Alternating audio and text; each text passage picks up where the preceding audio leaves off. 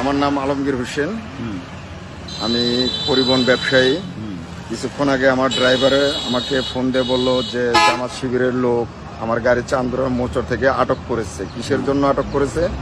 তারা আগামীকালকে তাদের সমাবেশ আছে, সমাবেশের কারণে তারা আজকে গাড়ি আটক করছে। তাই আমি বললাম যে কালকে তাদের সাথে আমি কথাও বলছি, যে তাদেরকে আমি রিকোয়েস্ট করে বললাম যে ভাই আগামীকালকে আপনাদের প্রোগ্রাম, আপনি আমার গাড়ি আজকে আটক করবেন কেন?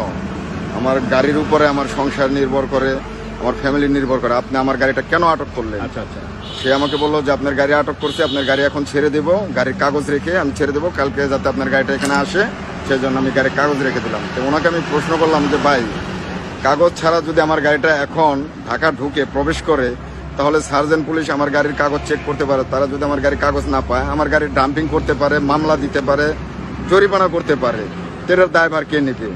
সে আমাকে উত্তর দিল যে আমাদের এত কিছু জানার সময় নাই, আপনার গাড়ি কালকে মিটিংয়ে যাইতে হবে, এটাই আমাদের কথা। তো এখন ওনাদের ভাষ্য অনুযায়ী বুঝতেছি যে বিগত আমলে স্বৈরাচার শাসক আওয়ামী লীগ সরকার যা করছে, শেখ হাসিনা সরকার যা করছে, ছাত্রলীগ যুবলীগের পোলাপানরা দেখেছি বিগত আমলেও তারা এই পরিবহন ব্যবসায়ীদেরকে অনেক হয়রানি করেছে। বিগত আমলে তারা জোরপূর্বক ভাবে তারা গাড়ি নিয়ে গেছে, ভাড়া দেয় নাই, এগুলা অনেক আমরা ক্ষতিগ্রস্ত হয়েছি। এখন এই 5ই আগস্টের পরে এখন যদি জামাত ইসলামের লোকজন যদি এই ধরনের কার্যকলাপ করে তাহলে আমরা পরিবহন ব্যবসা কিভাবে করব আপনারাই বলেন। আমার অভিযোগ আপনাদের কাছে, তারা যাতে এই ধরনের আমরা পরিবহন ব্যবসা যারা করি, সে বিএনপি হোক, জামাত হোক বা যে অন্য আদার্স যে কোনো রাজনৈতিক দল হোক, আমাদের পরিবহনে তারা যাতে হস্তক্ষেপ না করে, এটাই আমার সবার কাছে অনুরোধ। এটা ঘটনাটা কখন? এটা আমাকে আমার ড্রাইভার মোটামুটি 11:30টার দিকে ফোন দিয়েছে। আচ্ছা, আপনার ড্রাইভারের নাম কি? আমার ড্রাইভারের নাম হচ্ছে মোহাম্মদ মিঠু। মিঠু। এরকম কি গাড়ি আরো দু একটা এরকম আছে? হ্যাঁ হ্যাঁ, আরো অনেক গাড়ি আটক করছে, আমি ইনফরমেশন পাইলাম, আরো অনেক গাড়ি তারা আটক করছে। কোন ব্যানারে চলে আপনার গাড়িটা?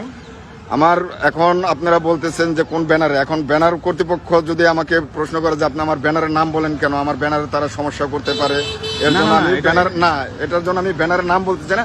আমি পরিবহন ব্যবসায়ী, আপনারা তথ্য নিয়ে দেখেন, মানে বিভিন্ন ব্যানার থেকে। হ্যাঁ, বিভিন্ন ব্যানার থেকে। আমি বলতেছি যে আমার কথাটা কতটুক সত্য কতটুক মিথ্যা আপনারা প্রয়োজনে যাচাই করেন। আপনারা চান্দুরা ইনফরমেশন নেন যে চান্দুরা জামাত শিবিরের লোকজন কোথায় আছে, চান্দুরা কোথায় আছে? চান্দুরা মুচরে আছে আমার গাড়ি। মানে গাড়ির কাগজটা নিয়ে নিছে, তারা গাড়ির কাগজ রেখে গাড়ি ছেড়ে দিছে, বলছে কালকে সকালে বা আজকে রাত্রে গাড়ি তাদের হেফাজতে নিয়ে দিতে, আজকে চলার জন্য সে আমাকে অনুমতি দিছে। কিন্তু আমার গাড়িটা এখন ঢাকা যাবে, আমি গাড়ি কিভাবে চালাবো? গাড়িটা আমার রাস্তায় সার্জেন্ট পুলিশ আটক করে আমার গাড়ির কাগজ চেক করতে পারে। এখন অভিযোগ কি মানে কোন জায়গায় দেওয়া হয়েছে কিনা? অভিযোগ কার কাছে দিব? আচ্ছা আচ্ছা, অভিযোগ দেওয়ার তো কোনো লোক দেখতেছি না, আমরা প্রশাসনও এতটা অ্যালার্ট না। আচ্ছা ঠিক আছে, আপনার কথাটা শুনলাম। আমরা আমাদের ফেসবুক আইডিতে আমরা ছাড়বো, দেখি যদি প্রশাসন আমাদের এই ভিডিওটা দেখে কি পদক্ষেপ নেয়। আশা করি যে এগুলো এই ভিডিওটা দেখে অবশ্যই জাস্টিফাই করবে এবং আগামী দিনে যেন এরকম কিছু না করতে পারে জামাত ইসলাম বা অন্যান্য দল। তো আমরা আসলে মালিক পক্ষ থেকে বা আমরা শ্রমিক পক্ষ থেকে আমরা এটাই চেষ্টা করবো এগুলো না। ধন্যবাদ।